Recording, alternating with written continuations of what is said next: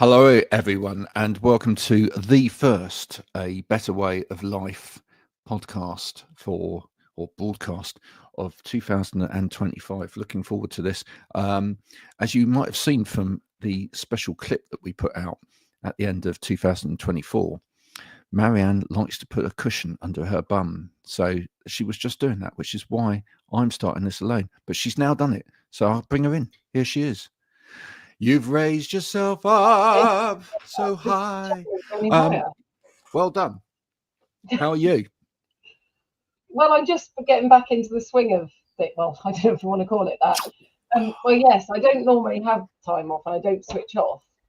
But I had friends over from America for 3 weeks over Christmas. And I kind of so it didn't work really. Which was quite funny though, because I've been talking to you about this, that training's a funny one because, like I just said earlier, people don't see what I do. They go, "You're not working," and I'm like, "Well, yes." But I had people send me work. I did have somebody send me work on Christmas Day. In his defence, it was a firefighter and he was on shift and he said I was trying to use my time wisely, which I let him off. Somebody chased up where their work was on Boxing Day, and I thought, "Oh my God, they would just let me have a break." And of course, then what happens is we've come back after Christmas.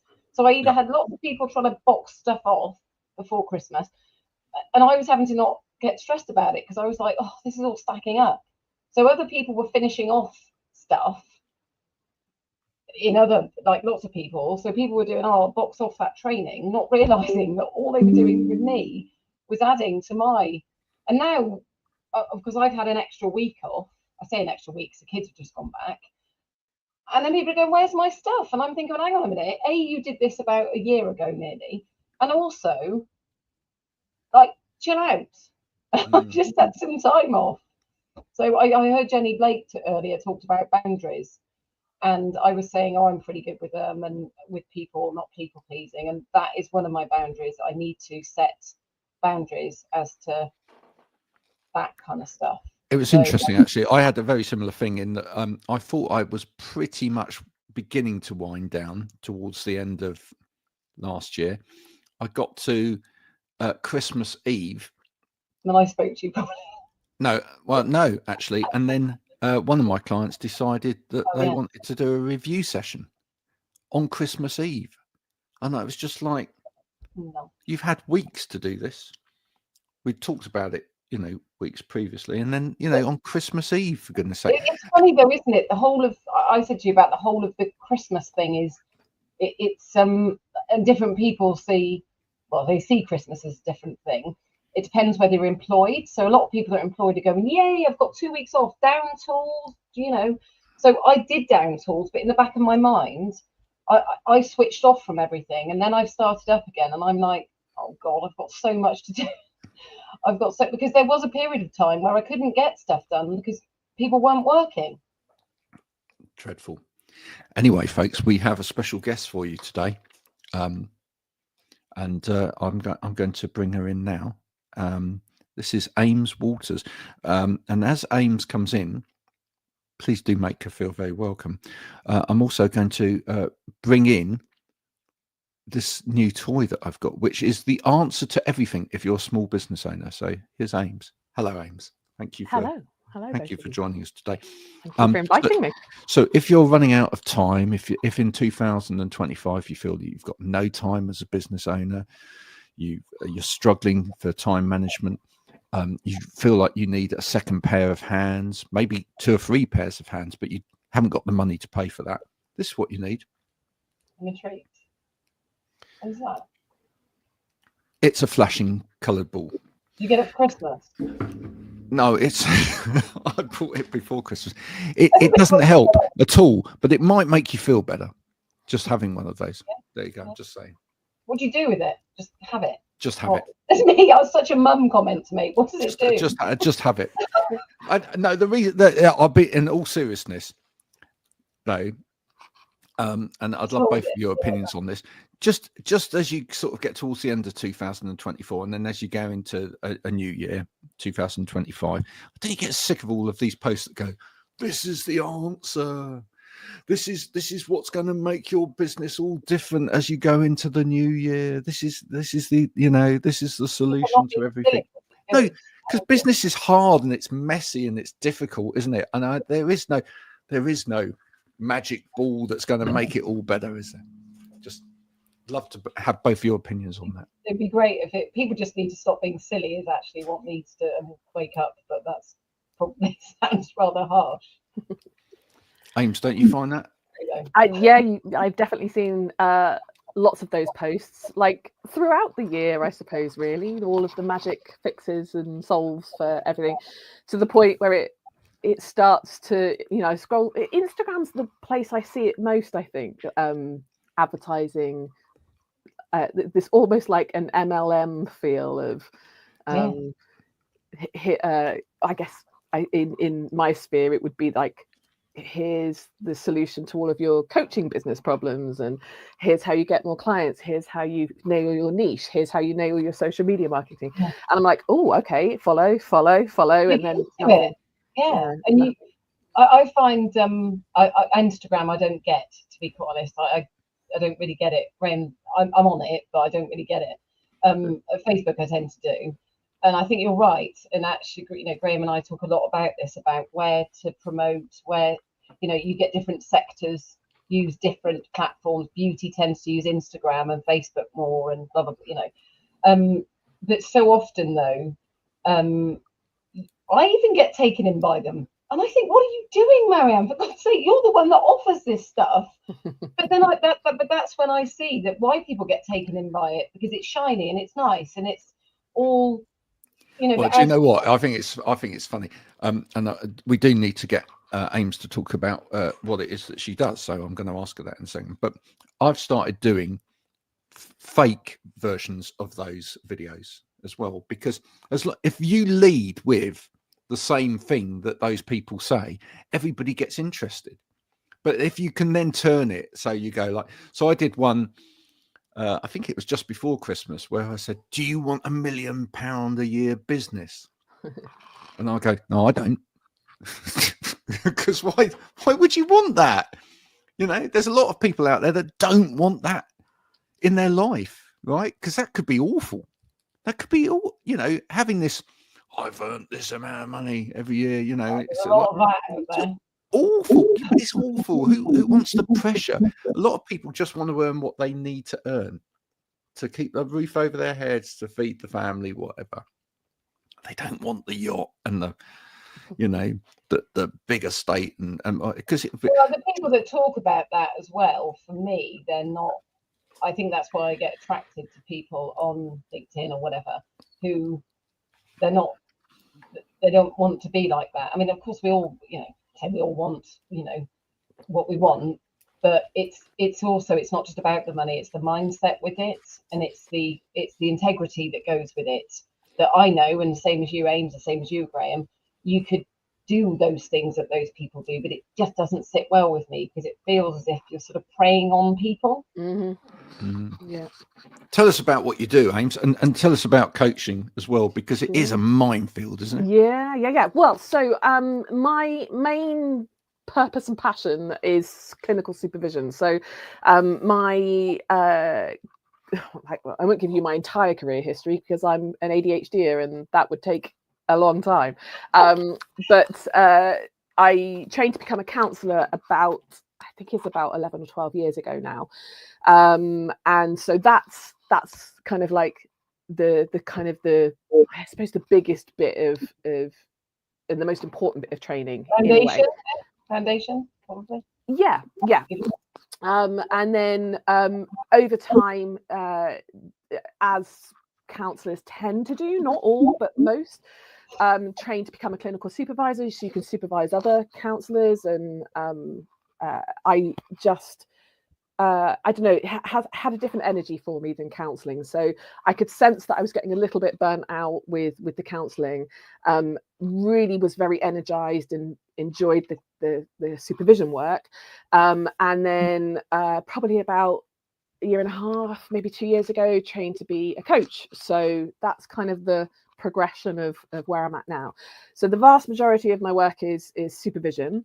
and I supervise counsellors and coaches. And actually, it doesn't only translate to just counselling and coaching careers, but I also supervise people within charities who tend to work in, I guess, industries or environments that have complex issues that might be going on within the organization. So that's different again. So they all have a different sort of flavor.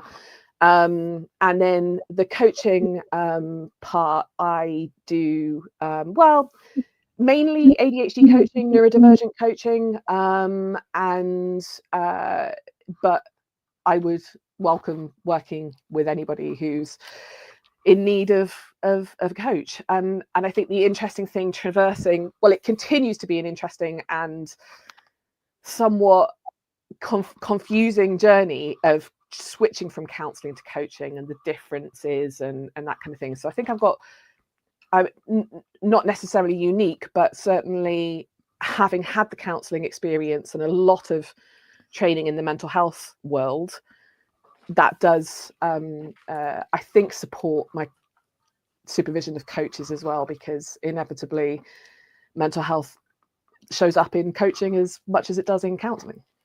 So that's kind of the basics. So now this is interesting, because let's bring all of the expertise in the room together, because I think one of the things we see out there is that we see more and more people going into coaching, right?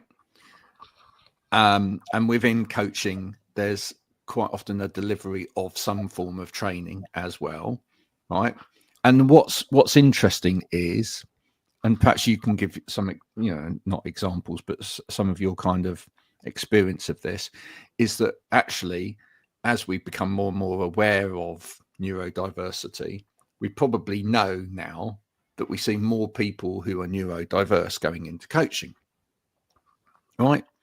As part of that, possibly it's because people have realized that those people are quite good empaths. They're quite good with people. They're quite good at relating information without necessarily being particularly academic about it, or they may have struggled with traditional schooling in the past because schools have let them down traditionally in the past, etc.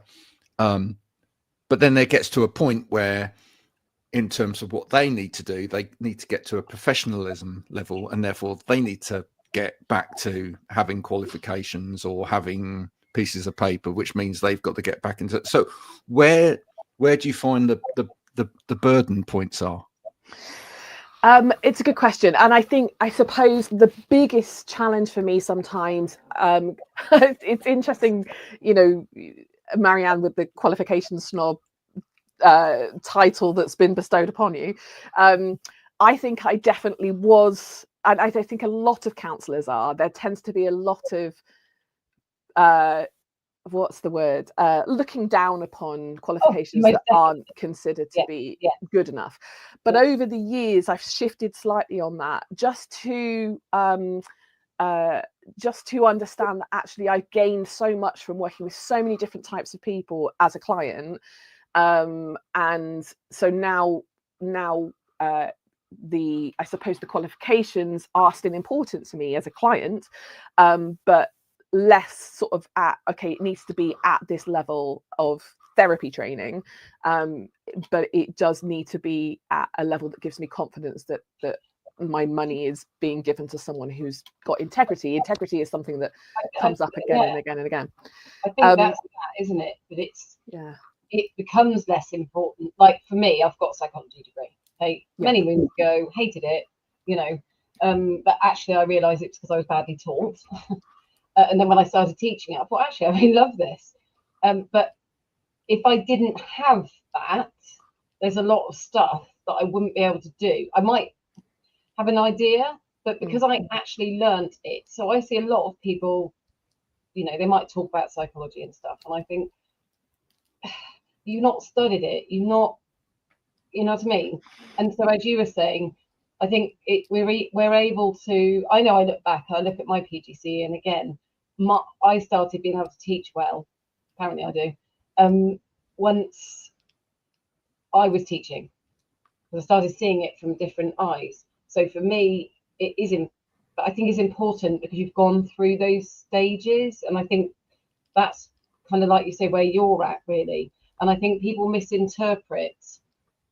They say, but you just need experience, and I think that's how I saw your post, because it was about that, wasn't it? It was talking about the influx of coaches saying, Yeah.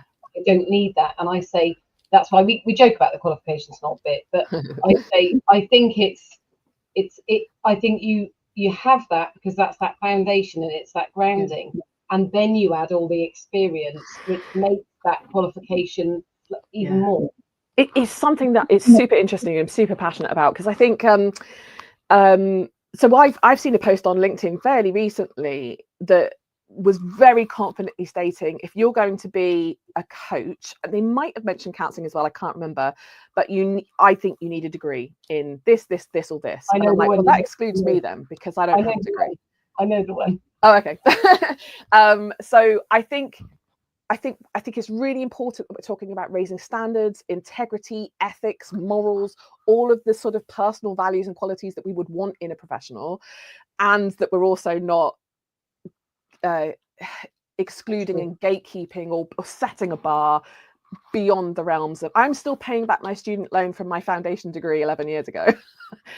So, you know, I mean, so that's what I was sort of going to go on to say. Like, my counselling training was in depth. It was 3 years. It was in person, once a week. You know, it was the first year is solely learning different theories, and you absolutely have to apply them to yourself. We would often sort of talk about it with my cohort about how it kind of it turns your insides out. You know, you are, if you're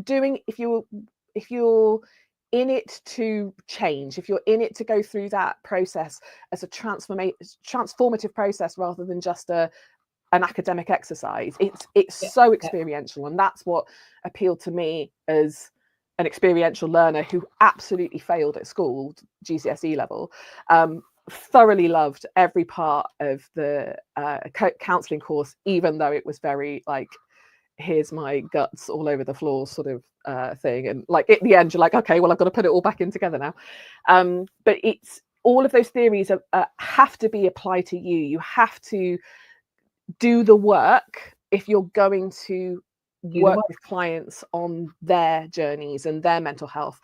One of the things that we talk about, which I see a lot within the helping professions across the board, is the archetypal concept of the wounded healer. So you get these kinds of careers attract people who want to help.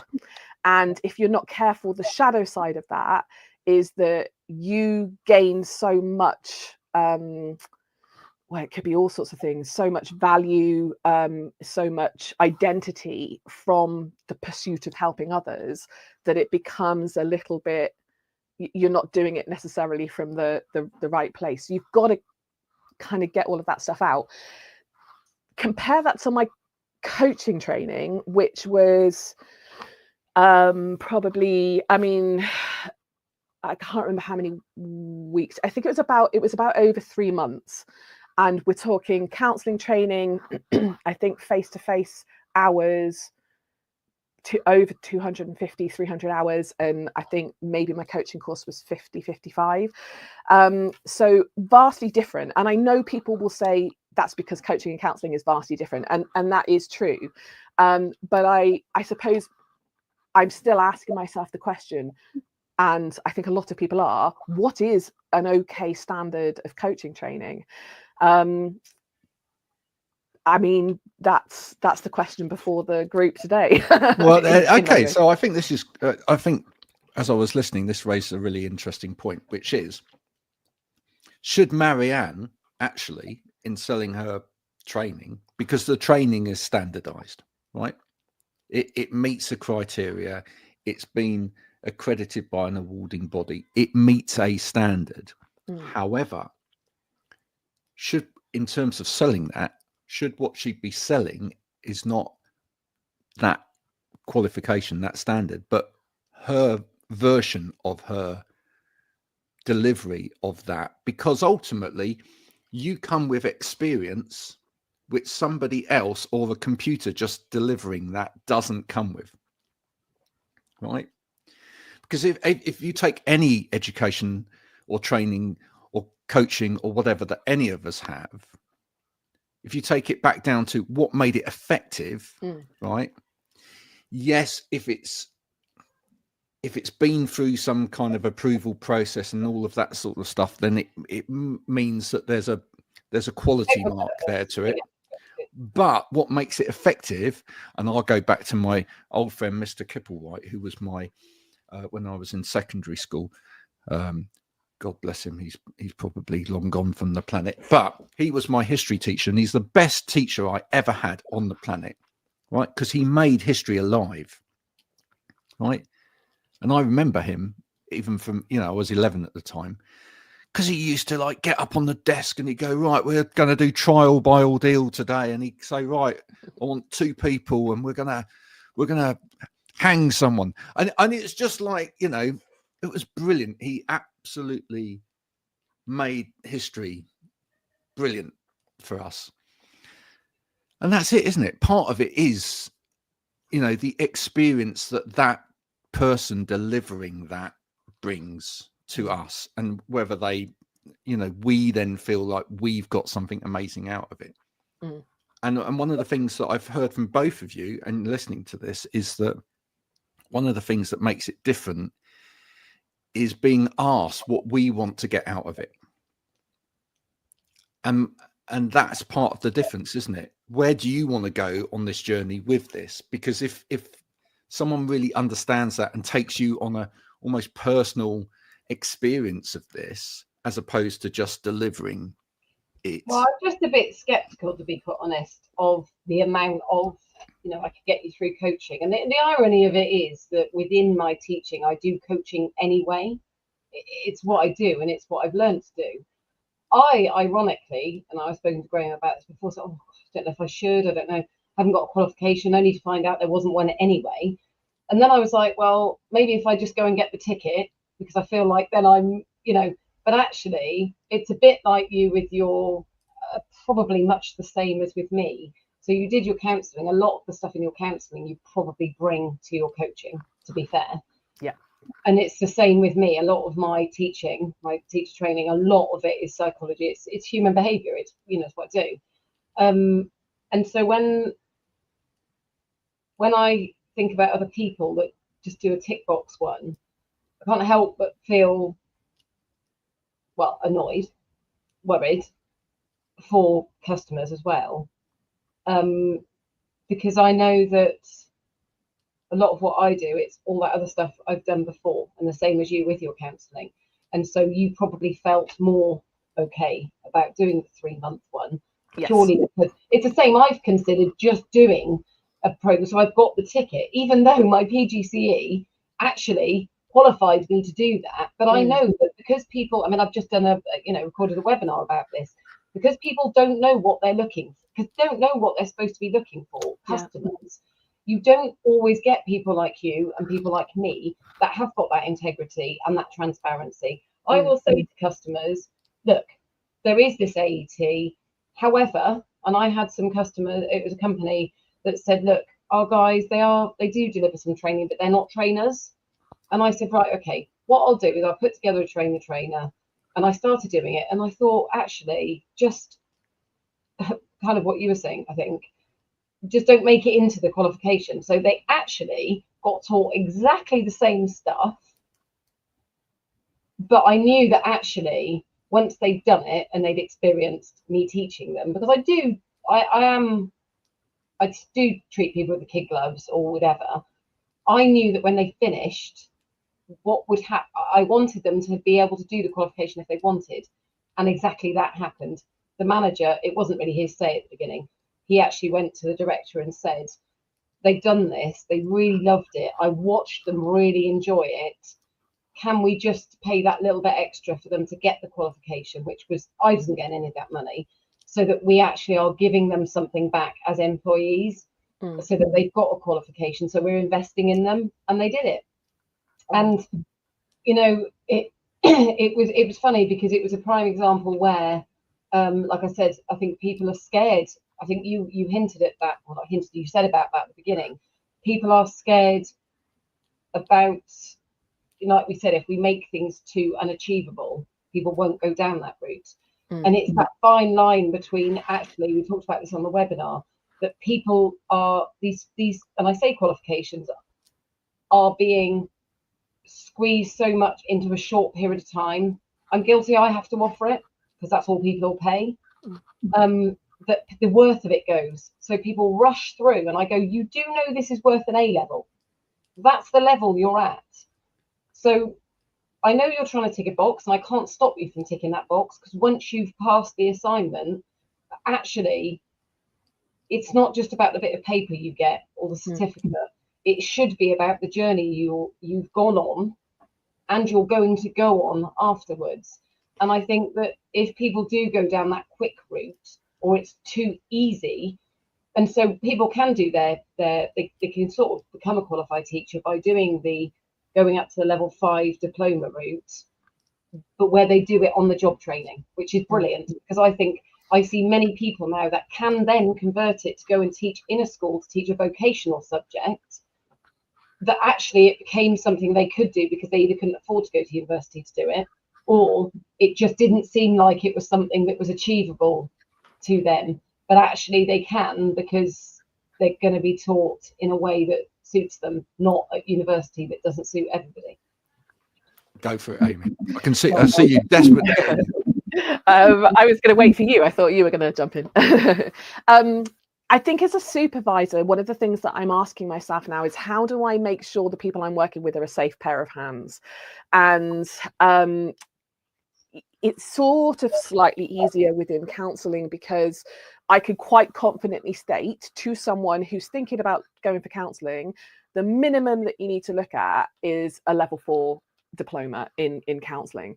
Or above. That would be I could quite confidently state that, because I know from the inside knowledge that that's going to be a fairly robust course. Everybody's experiences are totally different, though, of course, because the amount of people I speak to that have just had terrible teaching. I was super lucky with my course, because I didn't know I was neurodivergent at the time, but it was just very well set up for just weirdos like me. Anyway.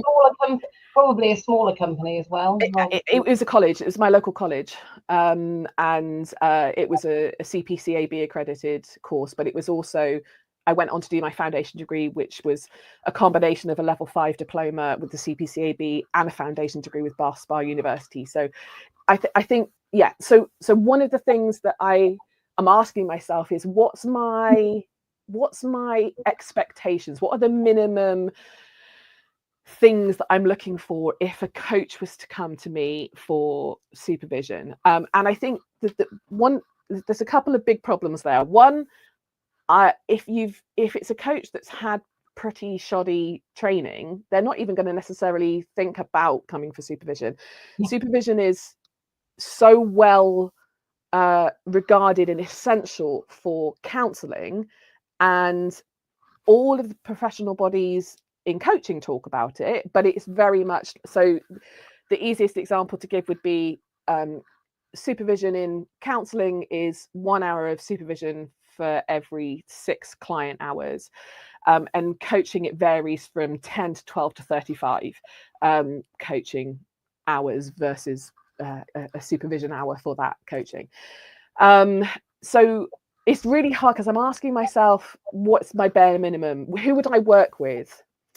And one of the parameters I'm thinking about putting in, and I'm saying it vaguely or because I'm not certain yet, because I don't want to exclude a brilliant coach who didn't necessarily have that great initial training. But I have some issues with any training that is solely self-led.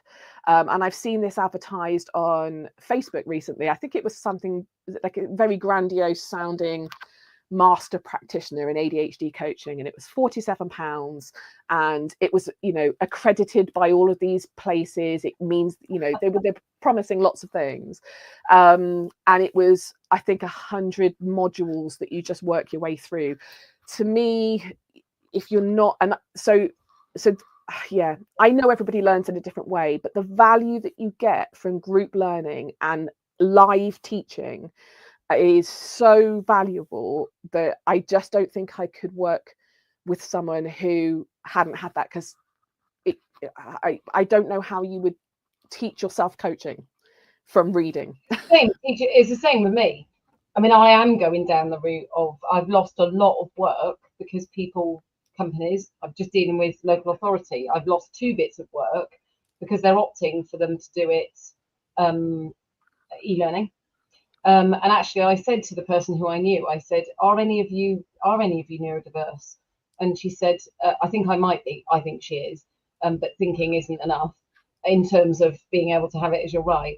And I said, she said, my manager is. And I said, but you all should be given the opportunity to learn in the way that is suitable for you. And she said, all of us have said that we would rather do it face to face. Many of us have got children, we've got families, we know that we're never going to get around to doing it. And I said, you know, I wish that manager would speak to me, because I would be able to discuss. And it's only when we got into a conversation, they then said, well, actually, would you be able to do it on different days? And I said, I can work with you as to what you want. You're working with a smaller provider that can work with you. I said, but if you're going to do it, but you're doing it via e-learning, please tell me what worth you're going to get from that. Yes, you might get the bit of paper at the end, but I know that, just like you've just said, when I teach people, I do teach them to tick the criteria because I have to, but there's also a heck of a lot more in there they get from me, because I teach them what they need to know, because I also think the qualifications probably not fully fit for purpose in terms of, you know, what's absolutely needed. And it's like you say, quite often when I teach people, I think that person, I don't really, they've done the assignment or they've not done it, they've rushed through it or whatever. The best I can do is know that they came to me and they got the teaching that will equip them, you know, to do that role. And it's like you said, it's that constant sort of, you know, I am going to be offering e-learning, but video of me teaching. And I think if I can't beat them, I need to be better, because people are going to opt for that anyway. So I'd rather that they came and they at least still had a person teaching them, because if that's what their budget is, or that's all they're gonna go for that, aren't they? But I just think that it shouldn't even be allowed, quite frankly. I don't think you should be allowed to coach or teach or mentor having learnt not from a person. And if it became an actual rule, everybody would go along with it. Well, yeah, this is the difficult thing of unregulated industries, because there are no rules, and there's no legal requirements. There are voluntary professional bodies who, if you, I hope, again, this is a little bit of a tick box in the integrity checklist. If you volunteer to join a professional body, you're agreeing to abide by their ethics and frameworks, and, you know, supervision requirements, CPD requirements, insurance requirements, and all of those kinds of things. So I think, if it's, it would be nice to think that there could be some kind of rule.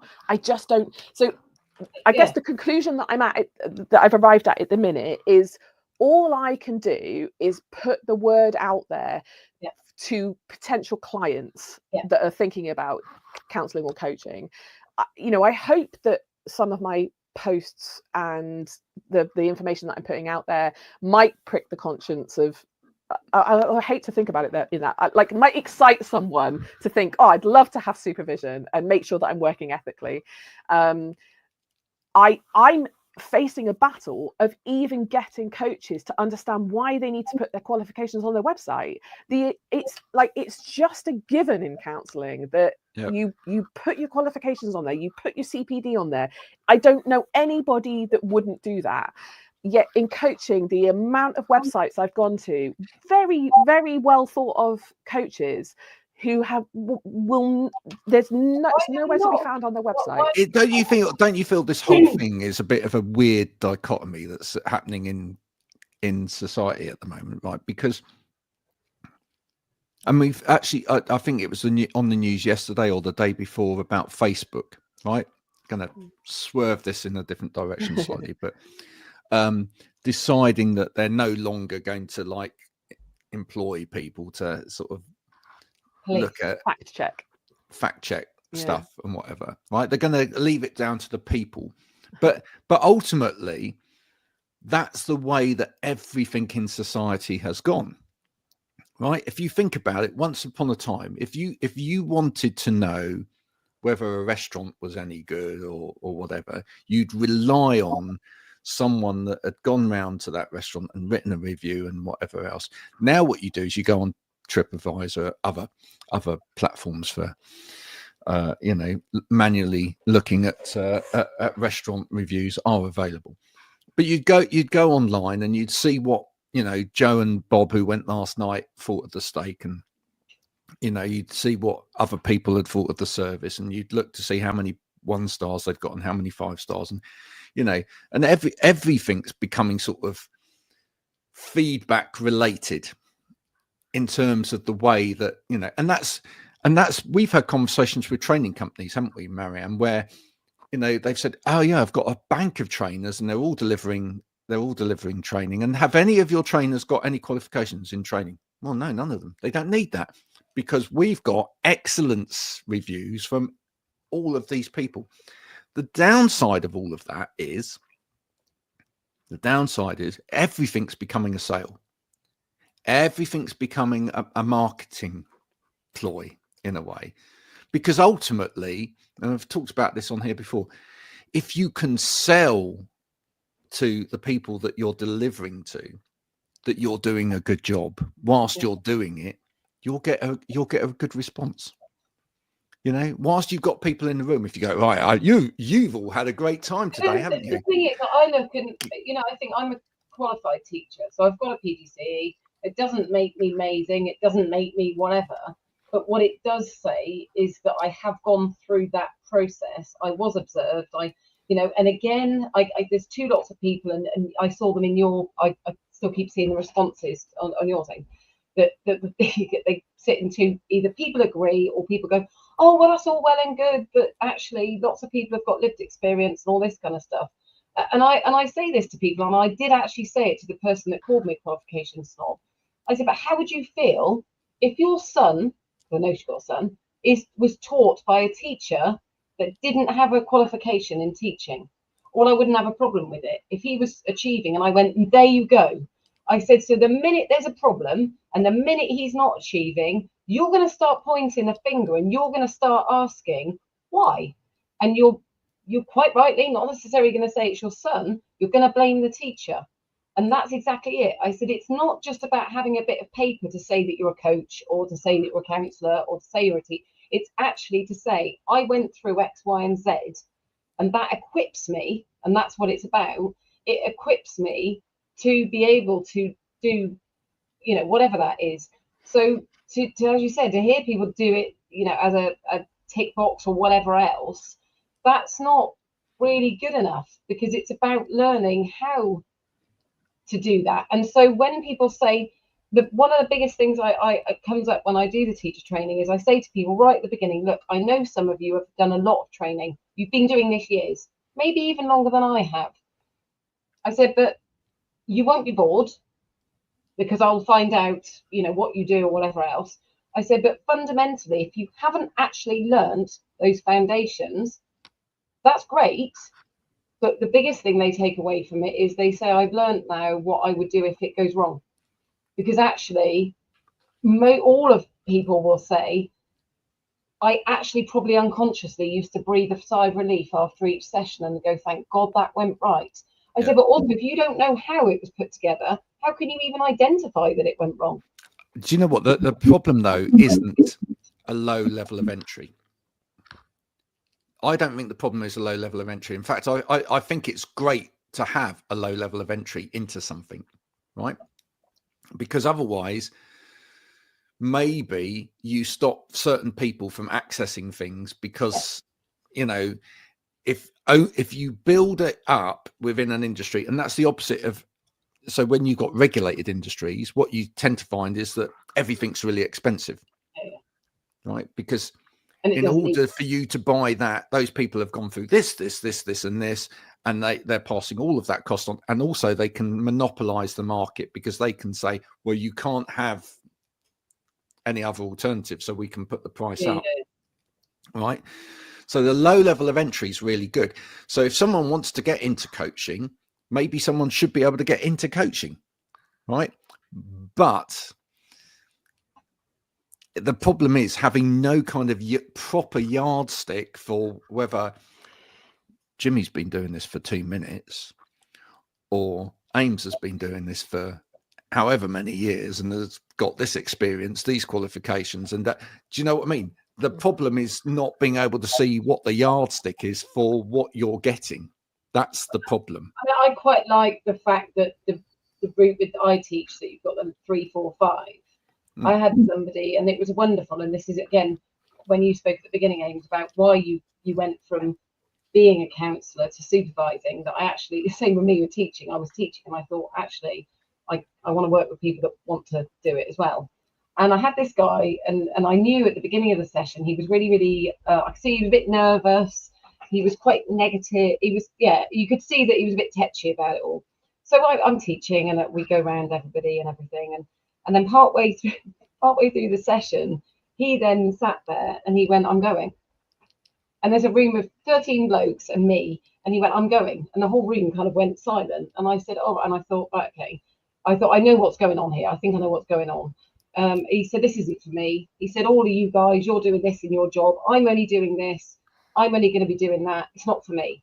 So I said, right, okay. So some of them tried, and then I sort of spoke with him, but not anything too personal. And he said, no, I'm going to go. So anyway, I said, "Can we just have a chat outside? Because I'd be really sad if you did go." So we went outside, and he said, "Look, you're going to force me to do this, and then you're expecting me to do that, and then I've got to do this, this, and this." And I said, "Right, to start off, I'm not forcing you to do anything. You haven't got to do anything." And he said, "Then you're going to make me do this." I said, "I'm not." He said, "Then I've got to do this micro teach." I said, "You don't want to do it Friday, you don't. You can do it on another date if it's too much for you."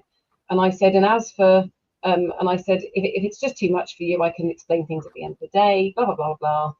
And I said, "So if you want, it would be great if you stayed, even just till the end of the day."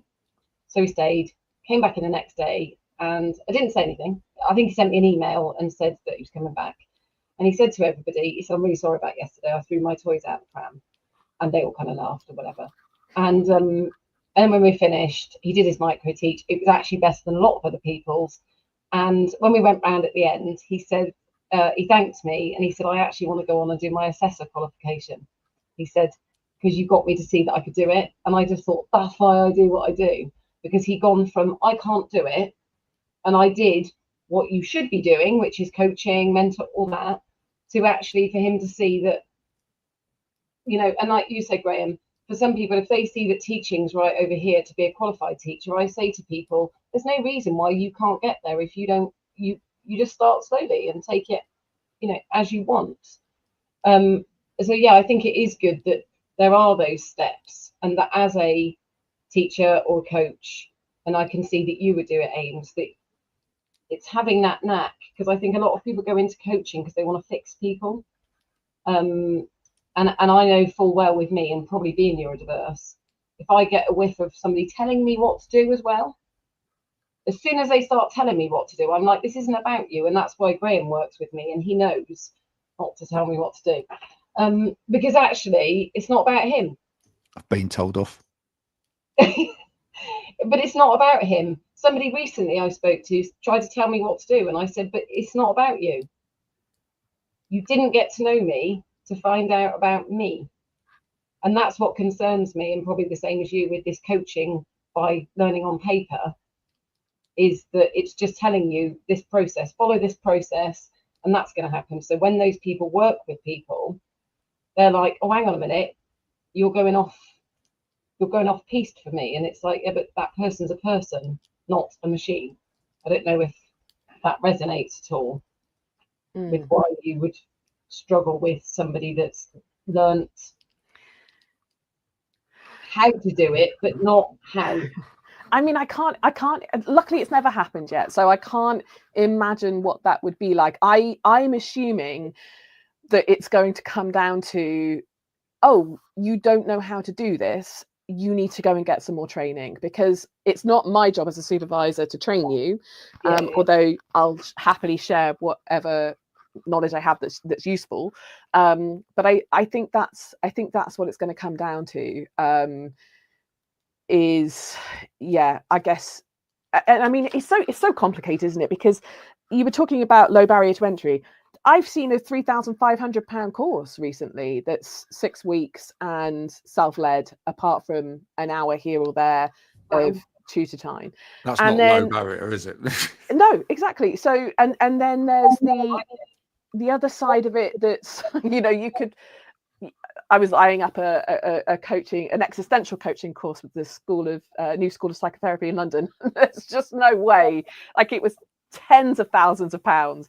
But there's part of me that would just love to do that, because I love learning, and so ongoing CPD is really important to me. But you could get someone that comes out at the end of a £10,000 course and they're shit at it. This is what I mean. This is my point. It's complicated. This is the point: is that I teach what I teach. And it doesn't cost that much, and I think it should cost more, but there's the whole market thing. But other people will pay as soon as you whack coaching onto it. I don't know, because I say to people, actually, if you did it with me, you will get a lot of that you won't get with some other people that are teaching you coaching by book, if you know what I mean. But it just seems that people will just fork out huge amounts of money, but they get a shiny advert. It's very straightforward, really, though, right? Go on. It's that you just want to be really good at all of it, right? I mean, right. The point is this: you'll get some people that go through an education process, a training process, or whatever, right, and come out useless at the other end, right? Because it just, the teaching was rubbish, or the instruction was rubbish, or they just don't have the natural flair for that particular thing and whatever, and that now they've got the qualification, but actually they're rubbish at it, right? We've all been there, we've all seen it, we've all had people that have delivered us stuff and it's been rubbish, right? And then we get people that have got a natural flair for it, a brilliant whatever, but they don't have the experience, they don't have the qualifications, and they're trying to get into it, and it's, but ultimately, when you do manage to, however you manage to find a route in, right? Whether you slide in under the carpet and you manage to just start doing it for a few people, whatever it is, your little bit of coaching or whatever it is you do, or your little bit of training you do for people, and you find yourself accidentally doing it or whatever, but you're naturally gifted at it or whatever, you should want to get better at it, right? So, and I'm going to liken this to my kind of journey with radio and doing this stuff and whatever. When I first started doing it, I absolutely sucked at it. It was dreadful, right? They put me on 3 o'clock in the afternoon on a commercial radio station.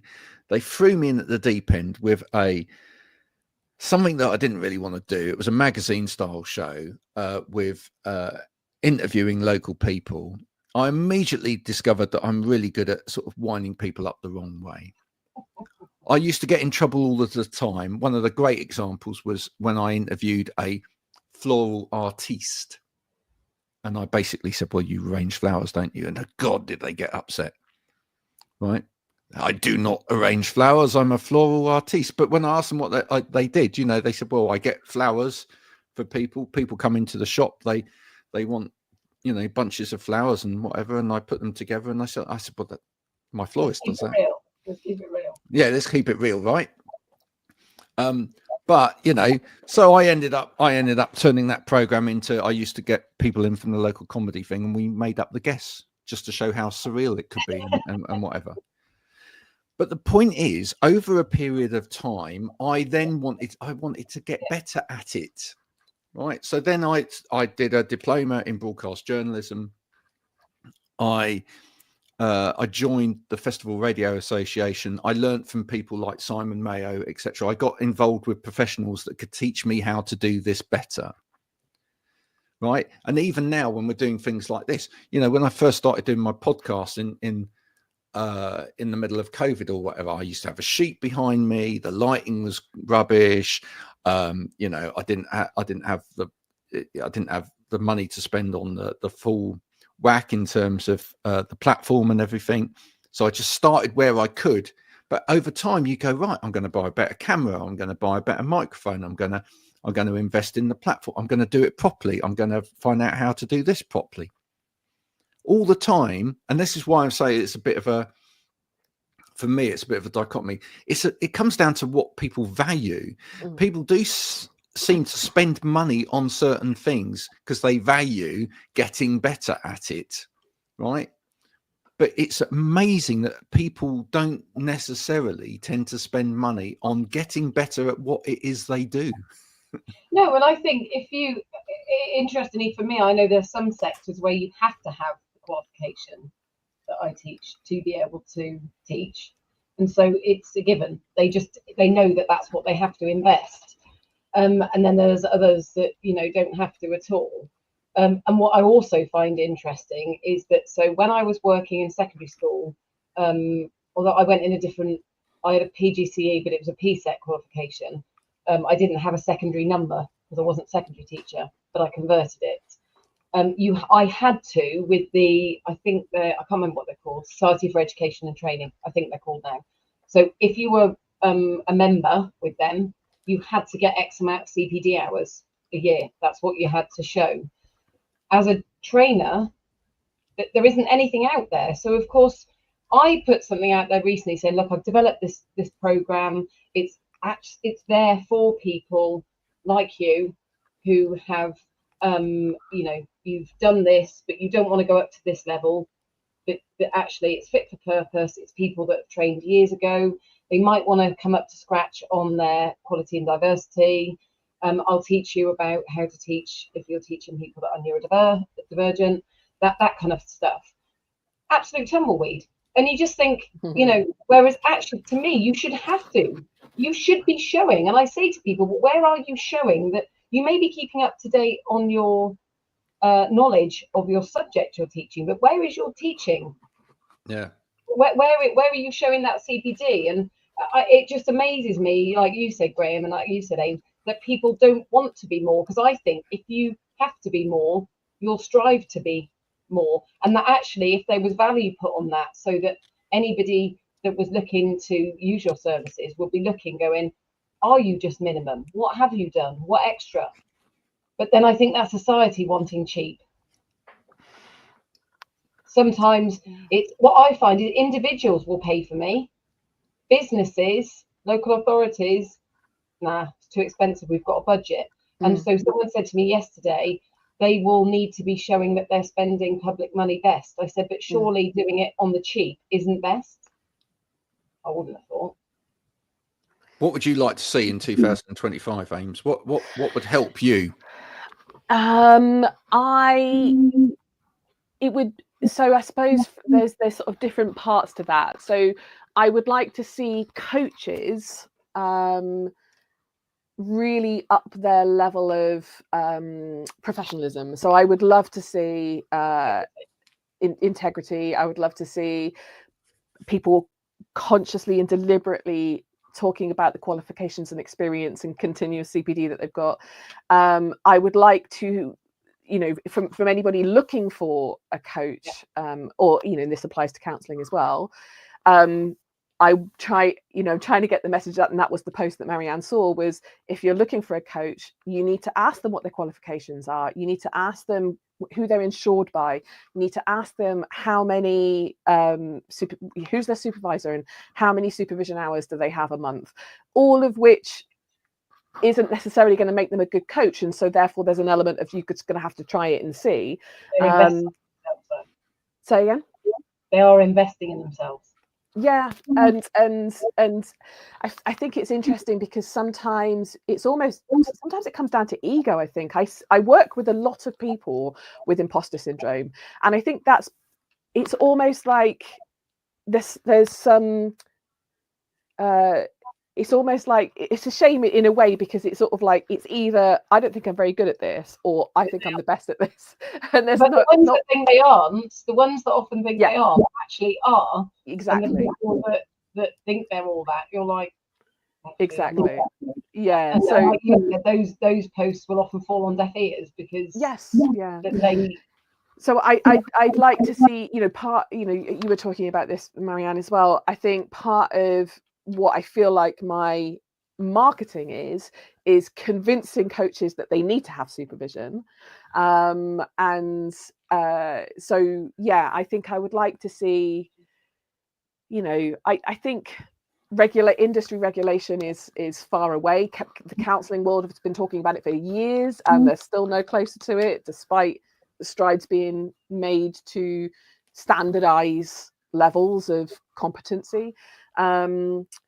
So in the meantime, I want as many coaches as possible to be really, seeking out support, seeking out supervision, seeking out good CPD, and I want people looking for professionals to work with to understand that they have a right to ask, who is this person and what's their experience and qualifications. Well, this has been a fantastic conversation today. Thank you so much. When I read it, it resonated. I'm not a snob really, but I do like stand. And I'm going to use this opportunity to do a little plug. So we have now the Better Way of Life Club, for want of a better word, because I didn't want to call it network because everybody calls theirs a network. But effectively it is that. It's a network of professionals. It's got a low level of entry to it. It's £10 a month. But we're trying to group together people that actually care about doing things professionally. And I'm teaching new digital skills in there on a day basis. Other people, I spoke to another member of the group yesterday that's going to be doing some more stuff in there as well. The whole point of it is, trying to make it easier for people to find people that actually do care and do give a damn about things like this, because it's important. We even have equity share as well. So if you come in and you then share amongst your friends and family, or other people that are wanting to do it properly, you can earn a cut of the mustard, as it were, as well. So it's brilliant, isn't it? Because we don't all want to get stinkingly rich and then do posts about our new car and our new house and all of those things, which relates to some people out there. But there you go. Look, if in 2025 you want to get better at it, that's what we're aiming to do as well. Have a better way of life. Find out how to do it as good as you possibly can, so that you can go to sleep at night with a conscience. And that's what this is all about. If you've enjoyed this today, do go and share on your network with other people as well. We'll be back same time, same place next week with another special guest, talking about the whole area of social media. So until then, look after yourselves, and we'll see you next week. Thanks, Ames. Thanks, Marianne. Bye for now.